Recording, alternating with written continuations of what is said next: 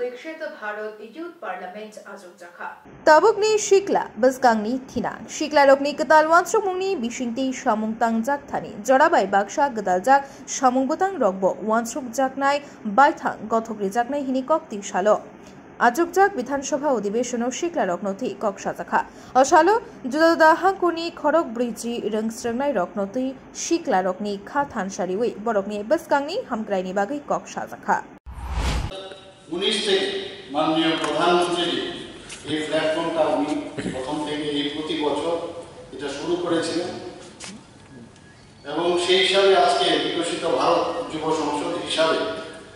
আমাদের ত্রিপুরাতে হয়েছে বিভিন্ন টপিক দেওয়া হয়েছে কি বিষয় একটা বিষয় মাননীয় অধ্যক্ষ মহোদয় আমি বলতে চাই মাননীয় প্রধানমন্ত্রী বারবার বলছেন আগামী দিন যারা আমাদের ইয়ুথ যারা যুব সমাজ আছে তাদের উপরে আমাদের ভবিষ্যৎ এবং উনি এটাও বলেছেন যে আগামী দিন যেমন সব যুব সম্প্রদায়ের ব্যক্তি আসুক রাজনীতিতে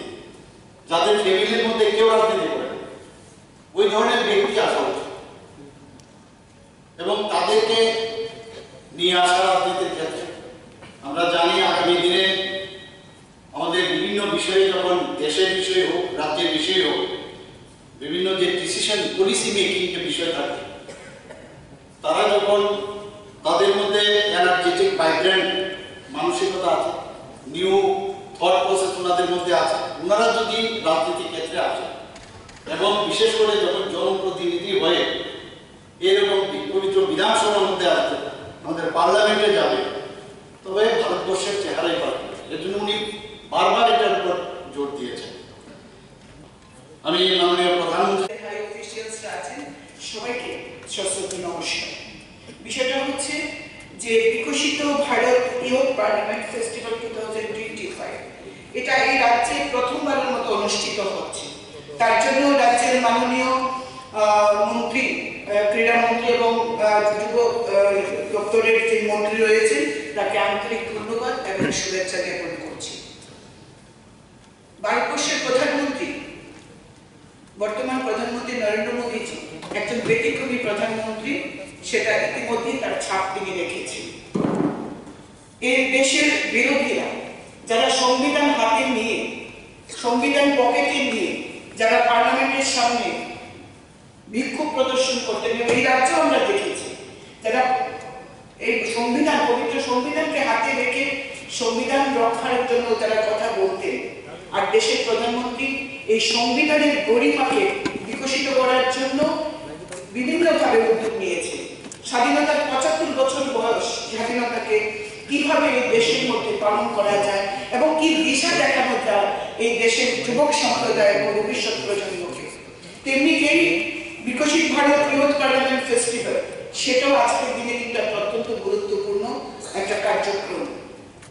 এই বিধানসভায়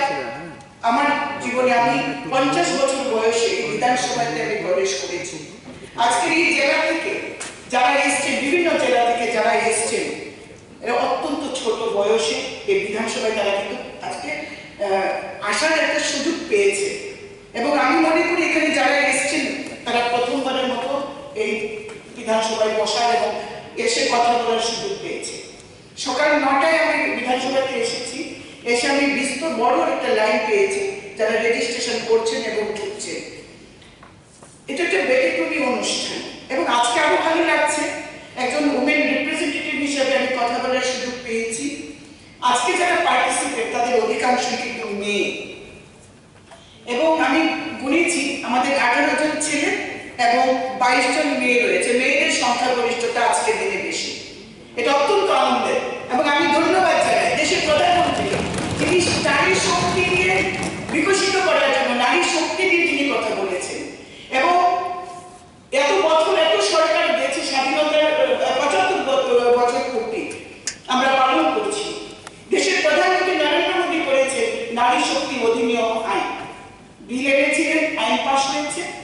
অনেক বছর শুনেছি রাজনৈতিক জীবনে অনেকদিন শুনেছি যে নারীদের যে অধিকার রাজনীতিতে নারীদের অধিকার এবং সংরক্ষণের ব্যবস্থা পার্লামেন্টে সেটা কোনো সরকার করতে পারেনি দেশের প্রধানমন্ত্রী নরেন্দ্র মোদীর সরকার কিন্তু সেটা করেছে এবং ব্যুরো রিপোর্ট, খুম্পই।